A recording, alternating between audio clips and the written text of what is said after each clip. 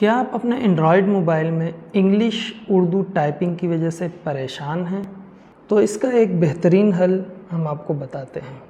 किसी भी typing application में जाने के बाद माइक के आइकन पर आपने एक दफ़ा क्लिक करके छोड़ देना है। फिर उसके बाद आपने वॉइस ओवर रिकॉर्ड करवानी है, चाहे इंग्लिश में हो या उर्दू में। रिज़ल्ट टेक्स्ट की सूरत में आपके पास आ जाएगा। सबसे पहले आपने किसी भी टाइपिंग एप्लीकेशन में जाना होगा।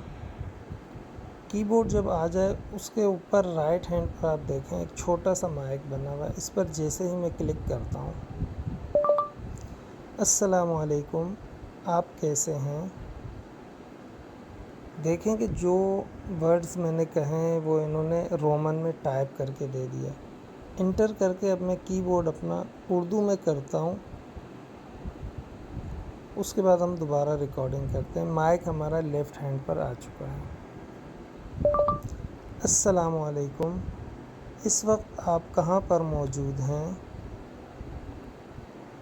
देखें कि ये वर्ड्स भी उर्दू में इसने बहुत अच्छे तरीके से टाइप कर लिए।